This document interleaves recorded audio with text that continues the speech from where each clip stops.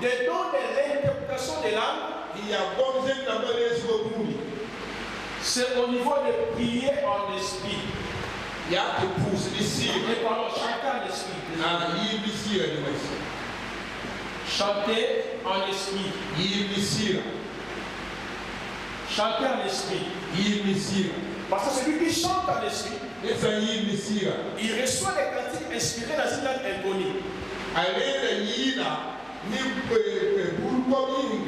Je donnerai un exemple ici. Mais un frère qui est le don, il comprend. Tu es grand Seigneur, tu es le tout-puissant, tu es adorable, tu es miséricorde. Vous voyez un peu?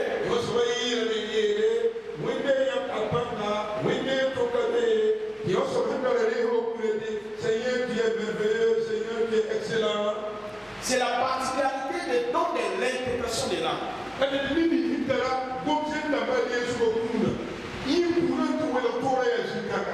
Est-ce que vous avez compris? Maintenant, je vais conclure avant de toucher le don de la prophétie. Nous allons lire ensemble 1 Corinthiens 14. C'est là où il y a la conclusion.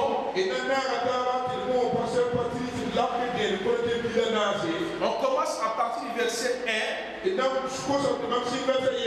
jusqu'au verset 40. Voilà. Parce qu'il y a beaucoup de confusion. Les gars, oh, comment lui il parle en langue, il n'y a pas un interprète. Tu as raison.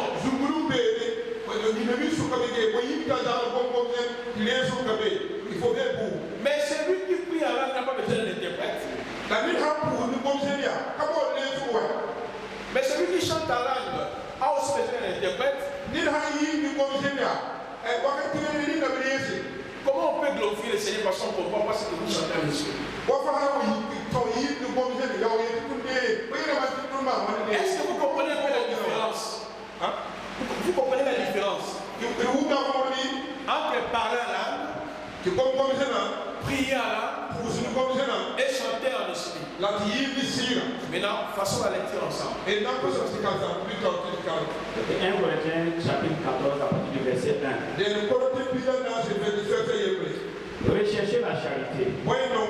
Aspirez aussi aux dons spirituels. Mais surtout à celui de prophétie. En effet, celui qui parle en langue ne parle pas aux hommes,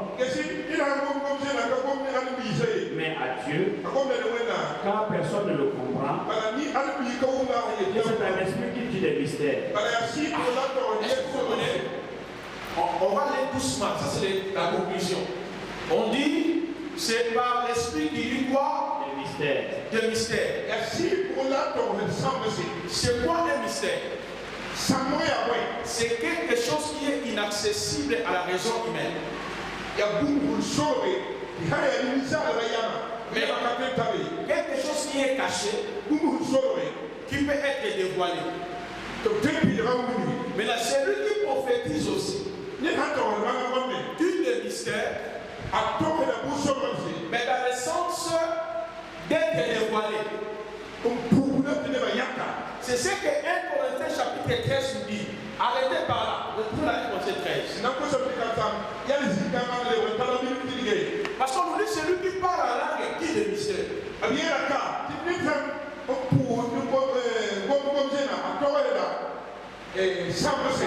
Mais celui qui profite aussi du de mystère. Lisons 1 Corinthiens 13.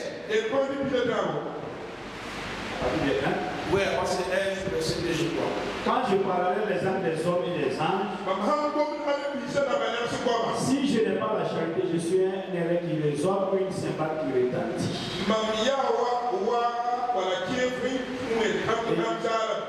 Et quand j'aurai le don de prophétie, la science de tous les mystères et de toute la connaissance,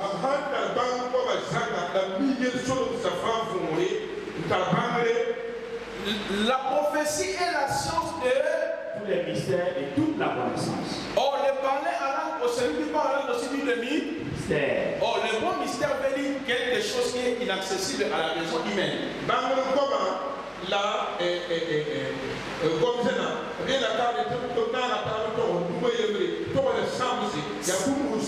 Ce qui est caché, qui peut être dévoilé dans un temps éloigné. Maintenant, pourquoi la prophétie n'est plus un mystère? C'est le moment où le message est décortiqué. Mais quand le message est caché, c'est un mystère. C'est-à-dire quand Dieu lui-même a son message, c'est un mystère. Mais quand Dieu communique les messages au pasteur Moïse, ça devient dévoilé. Mais parler en langue reste toujours un mystère, et sur le temps qu'il n'y a pas d'interprète.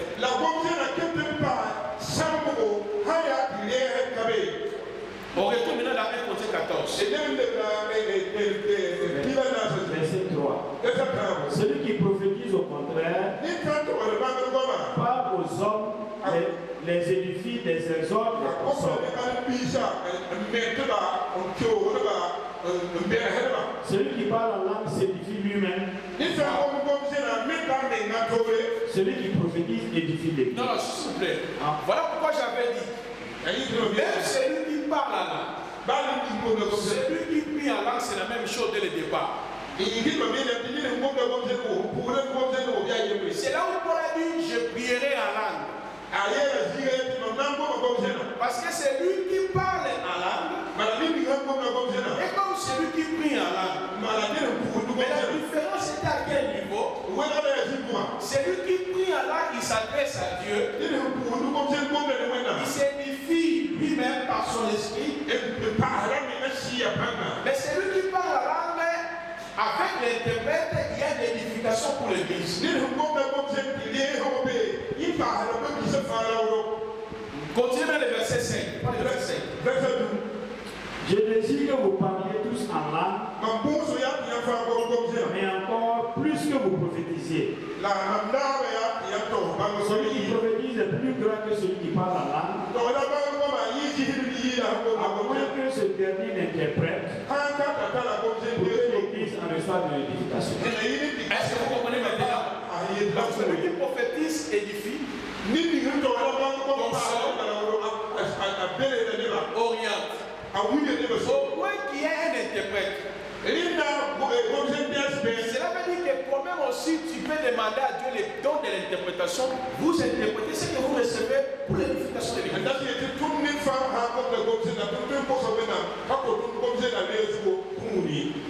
Mais là, continuez à lire le verset 6. Et maintenant, frères, de quelle utilité vous serez si je venais à vous parler en langue? Et si je ne vous parlais pas par révélation, par connaissance, par prophétie, ou par doctrine? Parce que, ici Paul explique. Parce que quand je parle à langue, personne ne me comprend.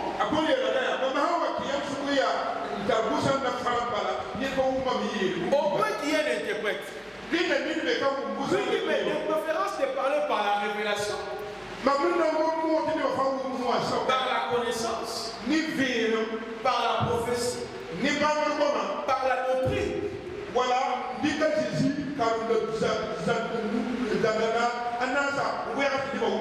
n'y aura pas besoin d'interprète, les gens comprendront facilement. Est-ce que Paul a interdit de parler en langue? Non. Est-ce que Paul a interdit de prier en langue? Non. L'assemblée que j'avais implantée à Abidjan, j'ai laissé un papa là. Il m'a accusé que je suis occultiste. Il m'a accusé que je suis occultiste. Pourquoi le parler en langue n'existe pas? Oh non! La Bible dit que quand il n'y a pas l'interprète, c'est quoi ça? Ce n'est pas ça, c'est la langue des démons.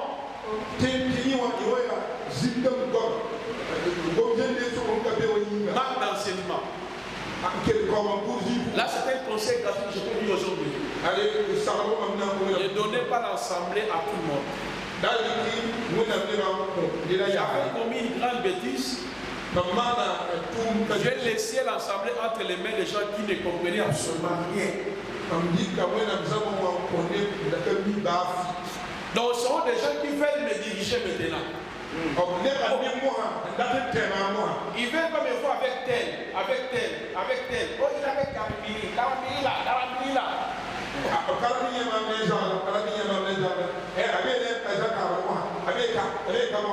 Non, beaucoup de choses en fait. Et en définitive, il ne croit même pas au parler en langue. Je ne les connaissais même pas. Oh, je te suis beaucoup, j'aime ton enseignement. Je fais une interprétation. Je lui ai laissé l'église. J'ai dit, bon, restez là comme tu es un papa de 60 ans, dirige l'église. Oh, par contre, lui, il avait d'autres enseignements.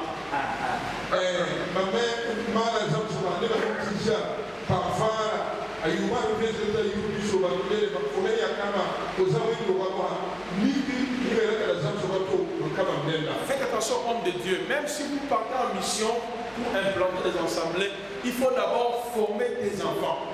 Moi, je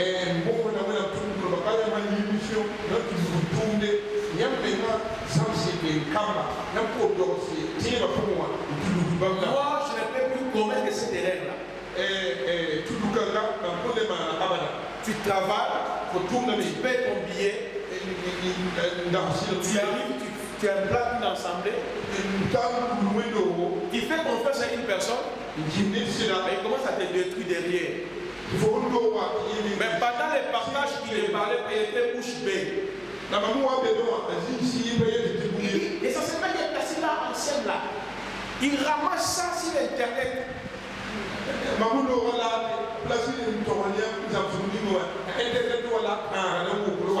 Bon, est-ce que c'est mauvais si j'ai ramassé l'enseignement sur Internet? Non.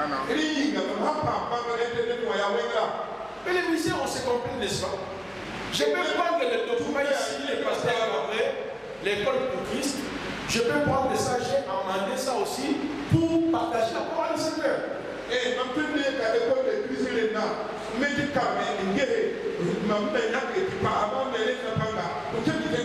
Oh, ces syllabus-là, ce sont les syllabus des pasteurs Gauthier qui est en Chine. Oh, pasteur Gauthier, c'est mon fils que j'ai engendré dans l'évangile. J'avais conçu des fascicules pour eux.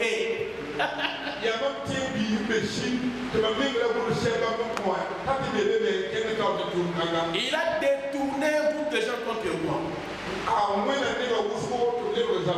Ça, c'était le conseil que j'ai eu les hommes de Dieu. Mais ce qui est bizarre, c'est papa-là, au lieu même de partir, il est toujours sur ma page Facebook.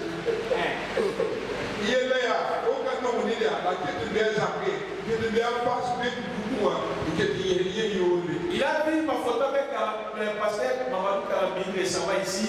Il vient. Voilà. Moi j'ai dit, c'est lui, il se cache. Pourquoi? Toi tu as vu le fidèle. Partez alors, moi j'ai fait ma mission. Et il a un séminaire et centre international d'évaluation.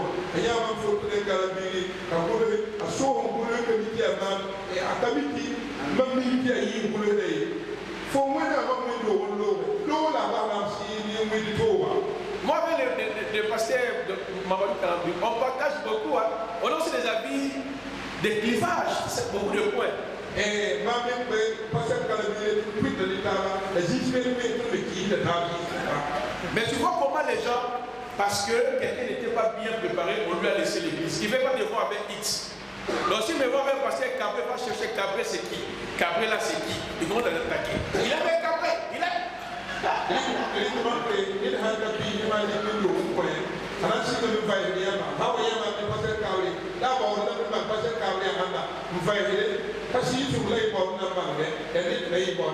Alors, continuons la lecture.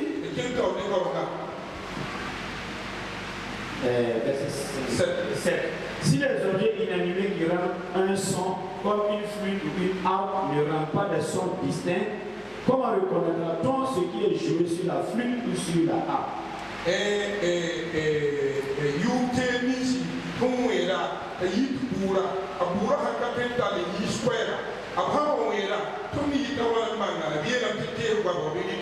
Et si la trompette rend un son confus, qui se préparera au combat?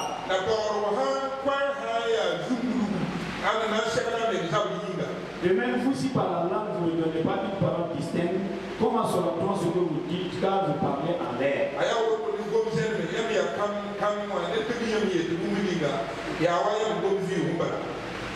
Quelque nombreuses que puissent être dans le monde les diverses langues, il n'en est aucune qui ne soit une langue intelligible. Et si donc je ne connais pas le sens de la langue, je serai un barbare pour celui qui parle, et celui qui parle sera un barbare pour moi. C'est quoi dans l'église?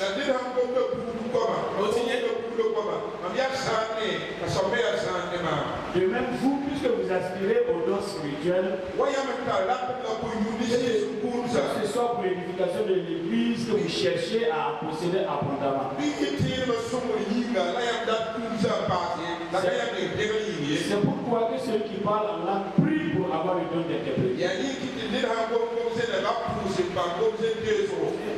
Car si je prie en langue, mon esprit est en prière. Regardez maintenant, ici, il change. Il a commencé par parler, maintenant, quand si je prie en langue. Mon esprit est en prière, mais mon intelligence demeure stérile. Donc celui qui prie en langue n'a pas besoin d'un interprète. Sa faculté n'est plus opérationnelle. Continuez. Que faire donc? Je prierai par l'esprit, mais je prierai aussi avec l'intelligence. Je chanterai par l'esprit, mais je chanterai aussi avec l'intelligence. Autrement, si tu rends grâce par l'esprit, que 10 000 paroles en langue.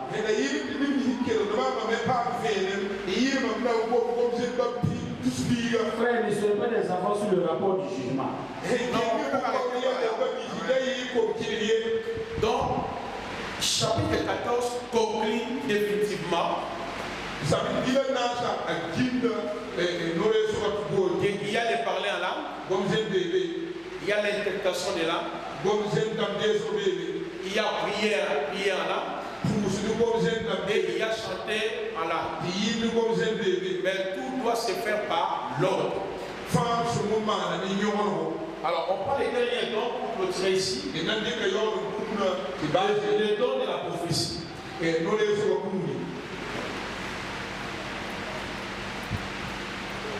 Donc, dans 15 minutes, on prend pause.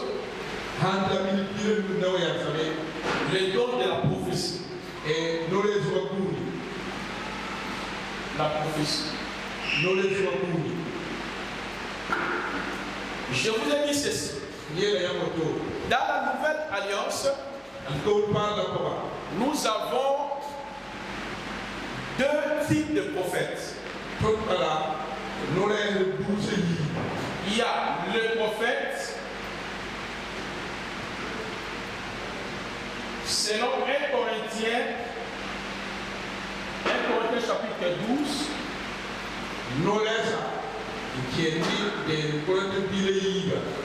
Mettez le verset, je pense 26.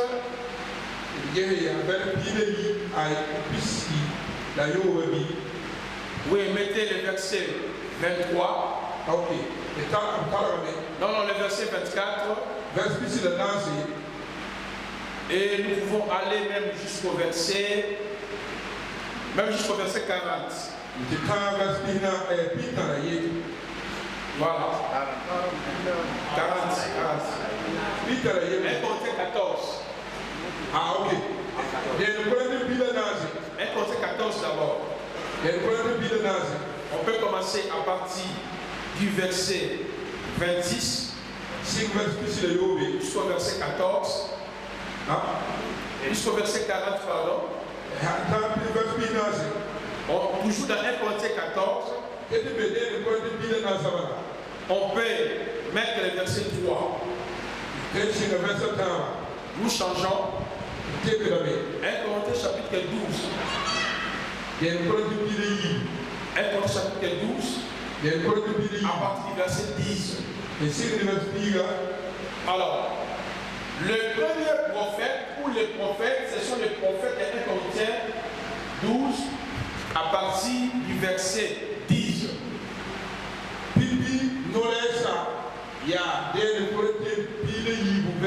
Dans le verset 10, on dit ceci. Mais à un autre que l'opération des miracles, mais à un autre que la prophétie. Mais là, celui qui prophétise, d'après 1 Corinthiens 14, le verset 26 à 40, on l'appelle les prophètes. Est-ce que vous comprenez? Celui qui prophétise ou celui qui a les dons de la prophétie. Selon 1 Corinthiens 12, le verset 10e, 1 Corinthiens chapitre 14, 26 à 40, on l'appelle prophète. Si c'est une femme, c'est prophétesse. Pourquoi on les appelle prophètes ou prophétesses? C'est parce qu'ils manifestent les dons de la prophétie. Quel est le but du don de la prophétie? C'est l'exhortation, édification, consolation. Dans la prophétie est pour l'exhortation, édification, consolation. Est-ce que vous comprenez? Consolation, instruction, fixation,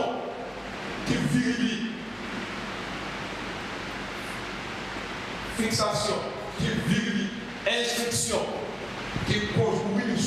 consolation, exhortation, édification, consolation, instruction et fixation.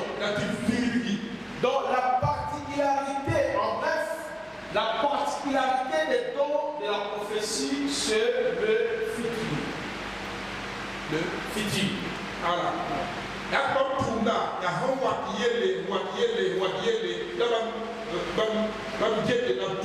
Je vous avais dit la particularité de don de la parole de connaissance, c'est passé, présent. Mais la particularité du don de la prophétie, c'est le futur.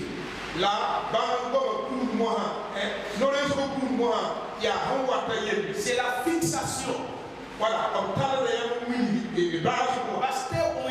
Pasteur Moïse, à la fin du mois de février, celui qui a le don de la prophétie, il peut voir. Je vois Madame Madeleine. Je vois clairement son nom. Elle va s'habiller de cette façon. Et vous la raconterez, je vois clairement dans un rêve de bise. À la fin du mois, allez à partir de 7 heures juste. Tu raconteras cette dame-là. Elle sera habillée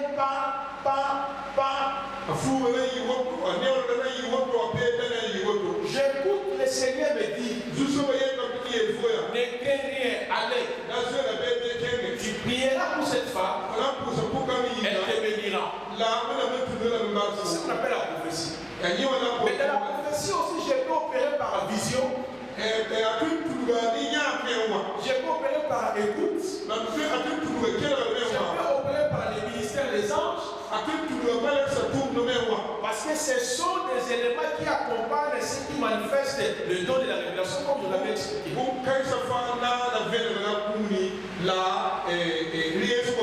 Mais la particularité, c'est la fixation.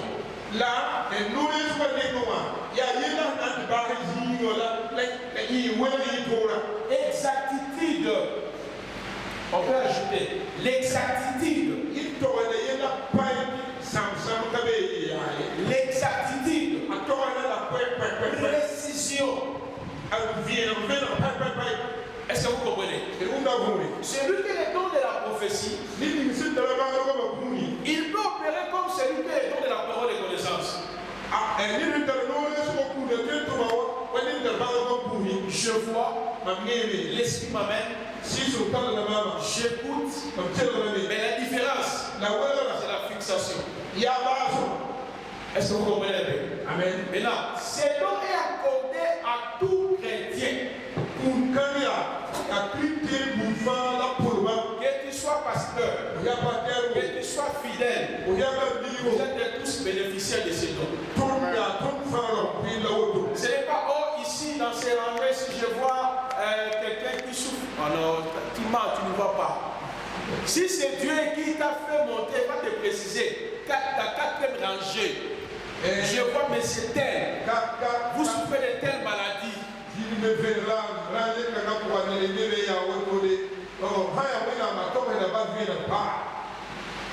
Opérer avec les dons s'opérer en vitesse. Maintenant, c'est lui qui manifeste les dons de la prophétie. Il est prophète et circonstanciel. Elle est la prophétesse circonstancielle. Après avoir déposé les messages, on ne peut pas l'appeler prophétesse comme on voit la prophétesse de Burkina Faso, la prophétesse de la RDC. Maintenant,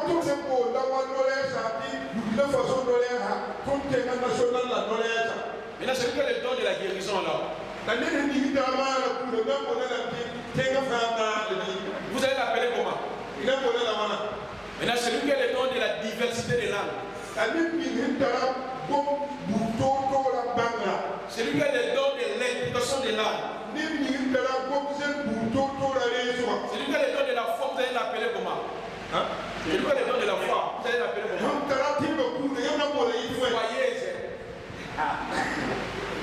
Vous voyez? C'est manque d'enseignement. Or, les dons de 1 Corinthiens 12 se manifestent lorsqu'il y a un besoin.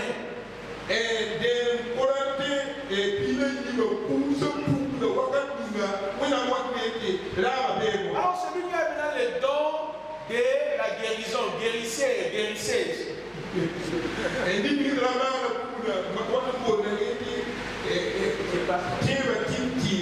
Tu verras aujourd'hui des femmes, oh moi je suis prophétesse.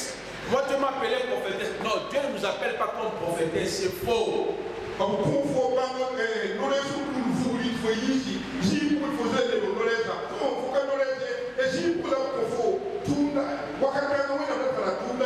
Parce que nous serons celui qui a le don de la foi. Moi aussi Dieu m'appelait foyeuse. Dieu m'appelait foyeuse. Dieu m'appelait foyeuse. Alors, disons que c'est là.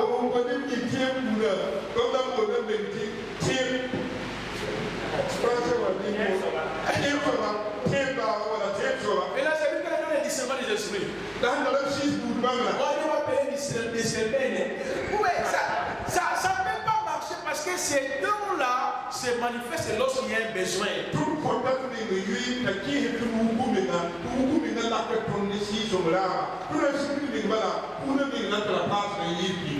Mais là, à part ça, nous avons les prophètes selon Éphésiens 4.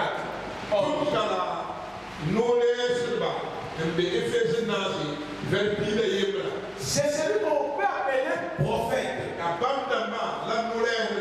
Parce qu'il est enseignant de la parole. Même s'il n'enseigne pas, il est prophète.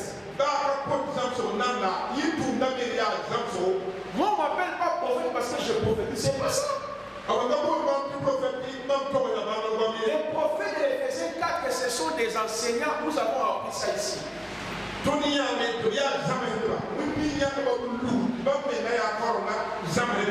Mais aujourd'hui, tous ces gens que vous appelez prophètes, ils sont prophètes. Pourquoi ils ont créé des titres que nous sommes des voyants? La voyance. Ô prophète des nations. Prophète des nations n'existe pas dans la nouvelle alliance.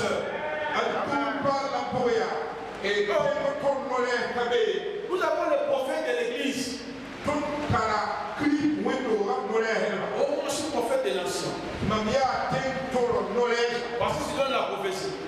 Mais là, si un enfant de 20 ans aussi a le don de la prophétie, il devient prophète des nations.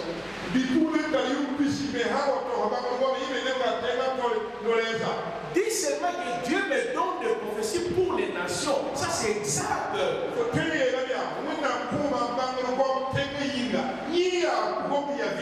On voit ça dans Acte 11. Agabus a donné une prophétie pour les nations du monde. Il y aura la famille.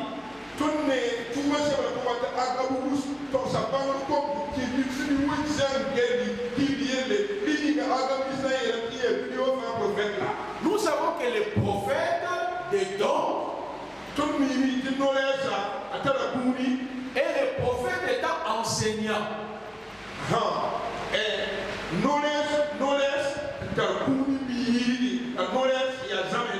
Mais à part eux, il y a l'esprit prophétique. Voilà.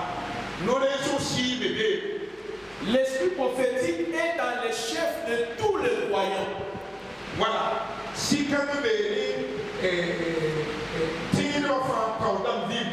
vous mettez Joël 2, 28 à 29. Joël, Acte 2, 1 à 14.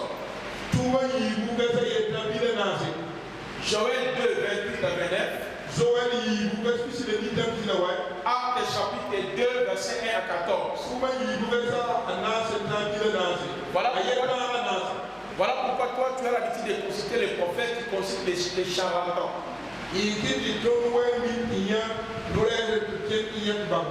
Depuis la Pentecôte, nous tous nous avons reçu l'esprit prophétique qui est le Saint-Esprit.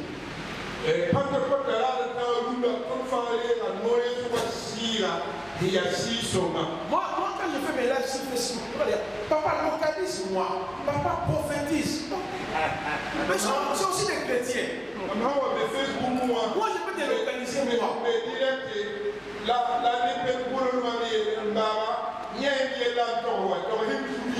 Localise-moi, papa. Prophétise, papa.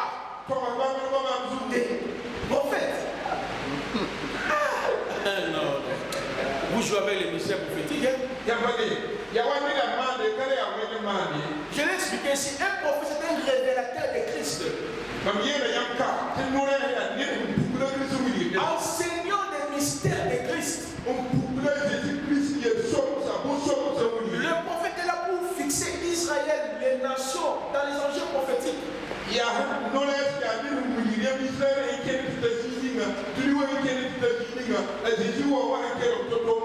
Donc depuis la Pentecôte, l'histoire des consultations prophétiques est par terre. L'histoire de consultation prophétique tombe. Voilà.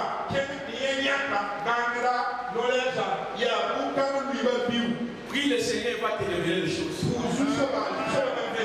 Ou bien chercher un fait qui est le don de la prophétie.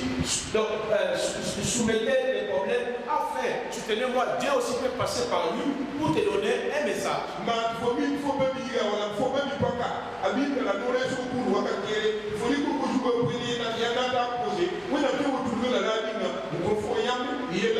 Comme moi, quand tu viens chez moi, je vais t'enseigner la parole.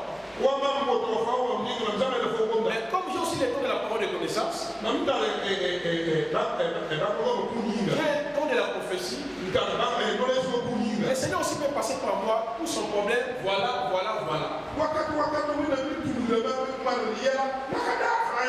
Alors on termine par la parole prophétique. La parole prophétique.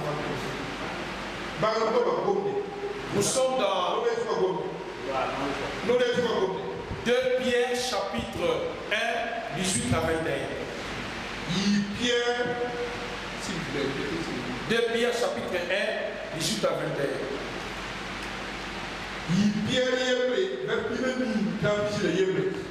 Alors la parole prophétique, c'est ce qu'on appelle la Bible, les Écritures.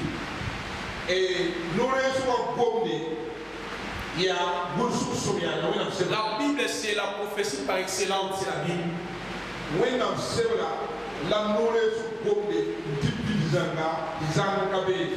Donc nous avons déjà le passé, le présent, le futur dans la Bible.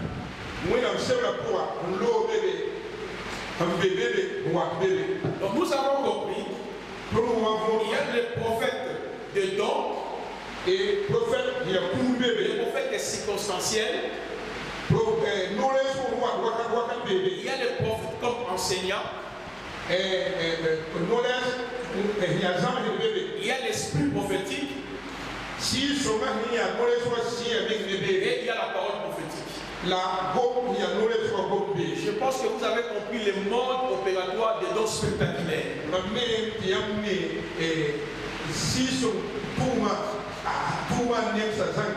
On prend pause. Lorsque nous allons revenir, je vais parler sur le don de Romains chapitre 12, le verset 2. Et puis il y aura une conclusion sur le don spirituel. Et enfin nous allons chuter sur la place de la femme dans l'église. Je pense que vous avez déjà bien lu les textes. On va expliquer, est-ce que la femme peut être pasteur?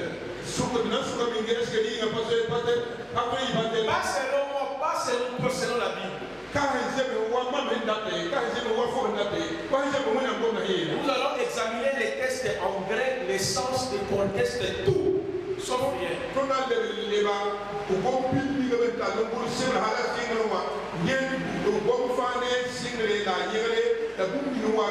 Paul a été accusé à tort et à travers.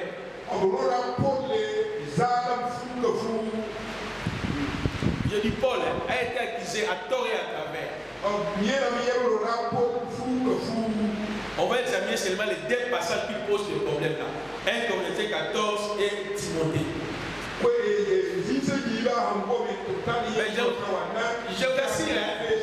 Je vous assure, personne ne s'en sortira par rapport à ça. Je vous dis la vérité.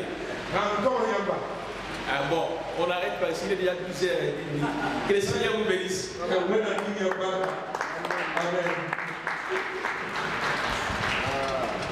Merci beaucoup, merci. Amen. Amen. Et le nom de l'Éternel soit loué. Quand nous étions à l'école publique, quand on était à l'école primaire, on a eu un instituteur. Aujourd'hui, il est devenu pasteur. Ah, je le connais bien, pasteur Jacques Nia. Quand il rentre la classe, il tape à la table.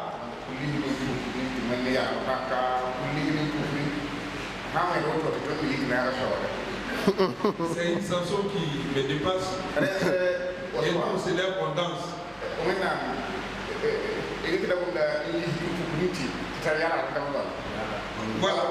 Je vais simplement dire que Dieu nous submerge dans la parole et on fait que recevoir sa grâce et ses bénédictions. Quand tu écoutes, tu avales, c'est vrai. Et tu as envie encore qu'on ajoute. C'est comme si on allait donner tous les jours et tu vas avaler. Je comprends ce que Jésus disait à quelque part.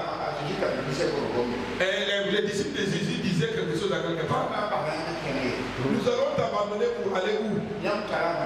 C'est toi qui as les paroles de la vie éternelle. C'est toi qui as les paroles de la vie éternelle.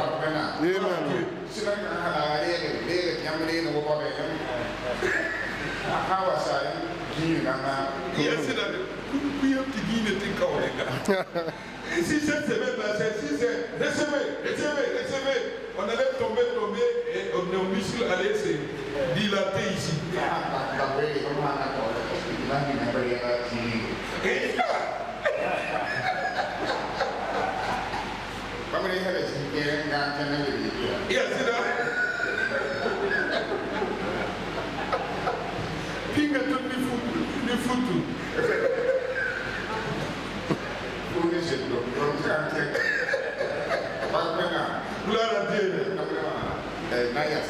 On va s'arrêter là.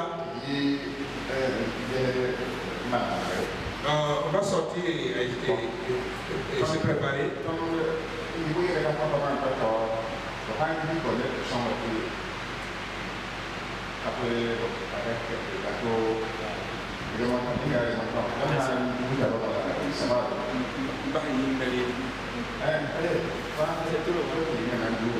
Ok. Voilà.